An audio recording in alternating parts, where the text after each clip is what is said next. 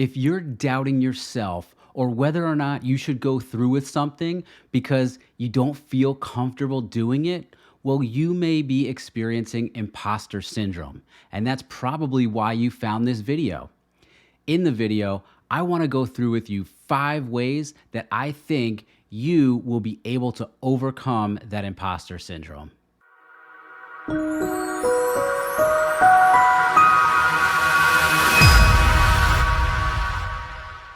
Hi, my name is Dr. Dan Kreines. I'm the host of the Leader of Learning podcast, and I use that show and this channel to inspire growth and transformation in education and beyond.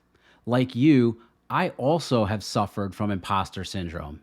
Sometimes I think maybe more so than most people, but that's why I want to help you. Again, in this video, I want to go through ways in which you can help overcome your imposter syndrome. In a previous video, I went through what imposter syndrome is and also listed the 5 different types of imposter syndrome. If you haven't watched that yet, it'll be up here for you to click on. You could pause this video and go watch that one first, or it'll be linked in the description below. Before we go any further, I'd also like to ask you to please go ahead and comment on this video about, if you feel comfortable, the type of imposter syndrome you're experiencing and why, or at the very least, what you know about imposter syndrome. Also, before we go any further, if you're getting value from this video or any of the videos that I've shared here on this channel, please go ahead and subscribe to the channel. And if you really prefer, turn on the notifications so that you get notified whenever I put out new videos. Anyway, let's get into imposter syndrome a little bit more. Again, in my previous video, I talked about what it is, so I'm not going to cover that so much here, but let's talk about who gets imposter syndrome, who faces it. Well, it can really be experienced and faced by anyone, but I think it's especially prevalent in people like me who are content creators or authors or speakers, people who are actually giving of themselves in a way that others can consume. It might even creep into your professional lives if you're someone who is in charge of people, tasked with creating things for others or presenting to others, or really any type of role in which you're working with others. It's a little bit of a dangerous syndrome or experience because it really creates a lot of self-doubt and it really affects your mental health.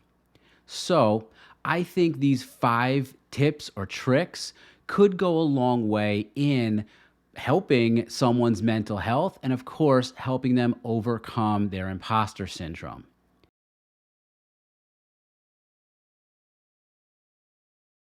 The first tip I would give someone when trying to overcome their imposter syndrome is to find their why.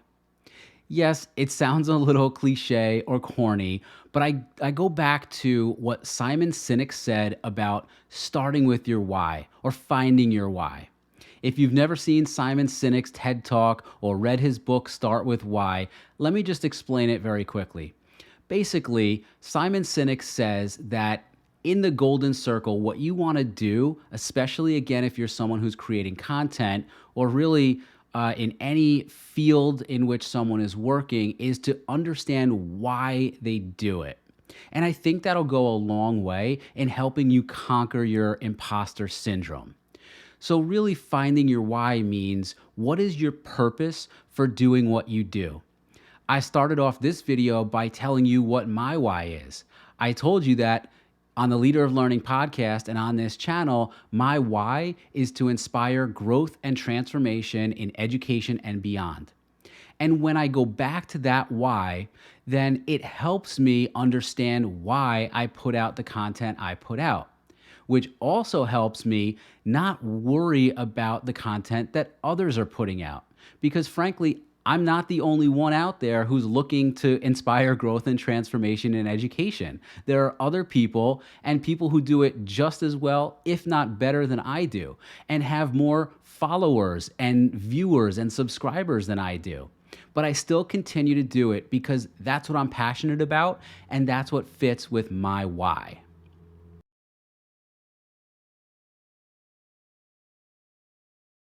So, the second piece of advice I want to give you to help you overcome your imposter syndrome kind of goes back to and relates to the first one, but it's stop comparing yourself to others.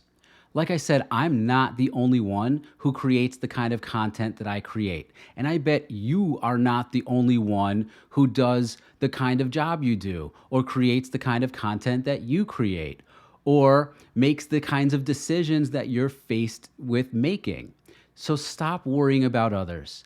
Don't worry about what kind of money they make or the content that they put out or the amount of subscribers they have. The reason I say that is because I know that when it comes down to it, everyone has a different way of doing it. And so your way may work better for others.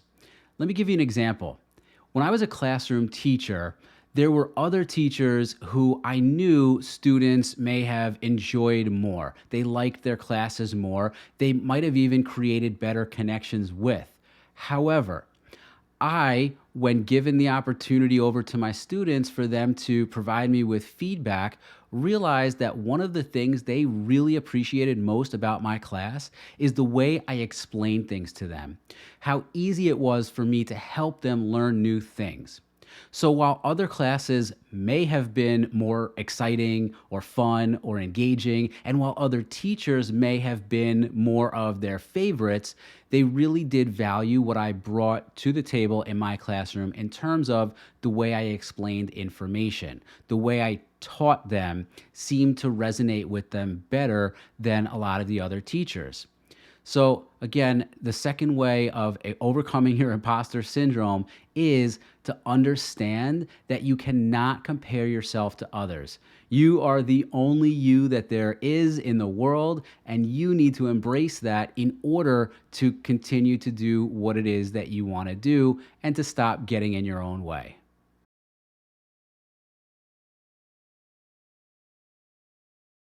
The third way that I want to recommend to you to help stop that imposter syndrome is to understand that you have a unique voice and a unique story.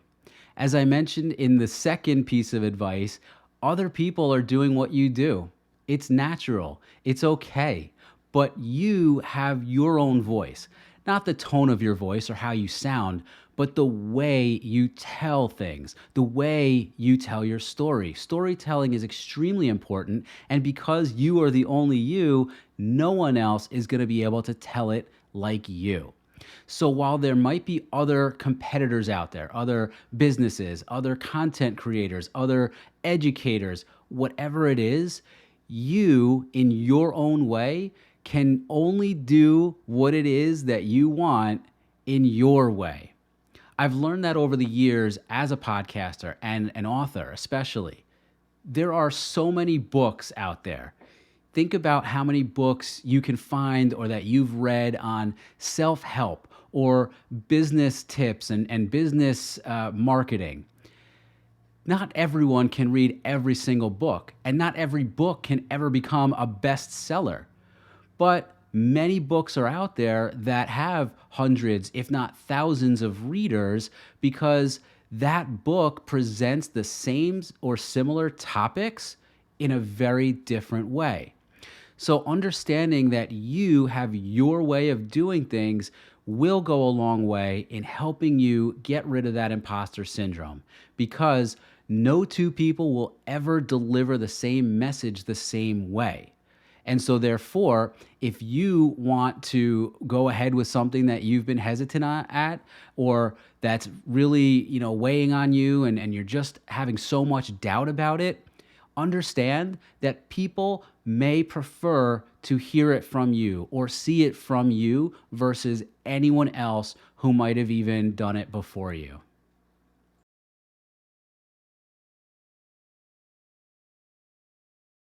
Number four, and I know this is going to sound simple and it's not, and I'll explain why, is to build your confidence. And that sounds simple, but it's not. In a way, your confidence level when it comes to imposter syndrome goes way down. But in order to build it up, I want you to think about your experiences and your accomplishments. You've gotten here for a reason. And I want to bring up a word that makes some people uncomfortable, and that word is expert or expertise. You have a certain level of expertise that a lot of other people don't.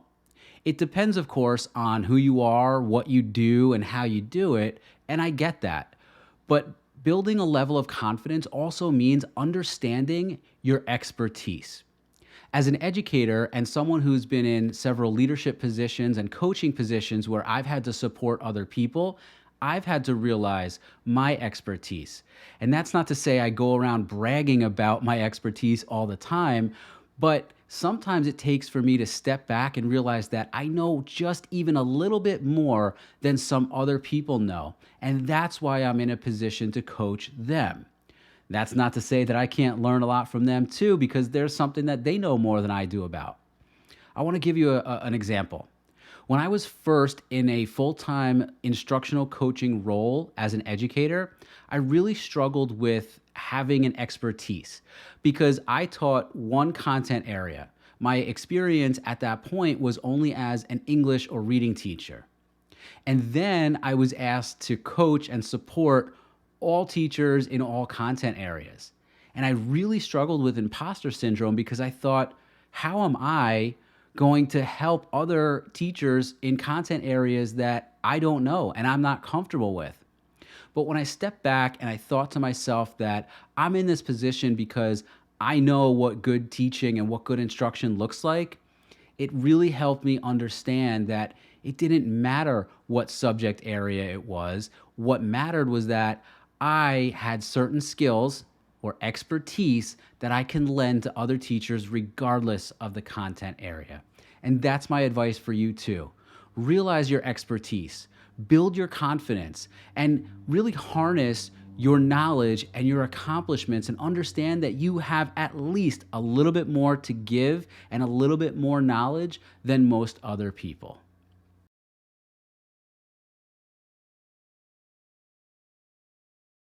Finally, the fifth way to overcome your imposter syndrome is to build up your abundance mentality. Let me back up for a second. The terms scarcity mentality versus abundance mentality have been discussed in literature for years, especially when it came to the book, The 7 Habits of Highly Effective People, and one of my favorite books for leadership and for business, Lead from the Heart. In these books, the terms scarcity versus abundance refer to someone's mentality and their willingness to share with others or to open themselves up to others. When I think about scarcity, I think about just, not having anything, having nothing. Something is scarce, it's almost non-existent, which really means in this case that your willingness to share with others is kind of non-existent. You keep it to yourself. Versus having an abundance mentality when you are overjoyed and overwhelmed with the thought of sharing what you know with others. Going back to what I said a few minutes ago about expertise, an abundance mentality means you want to give some of that expertise to others. So really, to go from a scarcity mentality to an abundance mentality kind of takes another type of mentality known as a growth mindset. In order to grow yourself from getting from a scarcity mentality to an abundance mentality really means that you need to overcome that imposter syndrome, step back and say to yourself, based on my experiences, my knowledge, my accomplishments, and my expertise, I have a lot to offer, and I want to be able to give that to other people. So those are my 5 tips for how you can overcome your imposter syndrome. Now, I'm sorry that you found this video because you're suffering from imposter syndrome, but I really hope this has helped. If you haven't done so already, definitely comment down below about what you are facing if you feel comfortable in terms of having imposter syndrome. And especially, I'd love to know that you can comment on which of these tips you've tried or are going to try to help overcome the imposter syndrome. Of course, if you haven't yet, also please consider subscribing to this channel to get more instructional leadership and just leadership tips in general from me, as well as maybe even some of the educational technology tips and videos that I provide here as well. Good luck overcoming your imposter syndrome. If you want to reach out to me at all on any social media or here on YouTube, please feel free to find me, or you can go to leaderoflearning.com and let me know how and then when you have overcome your imposter syndrome. Thanks, and we'll see you in the next video.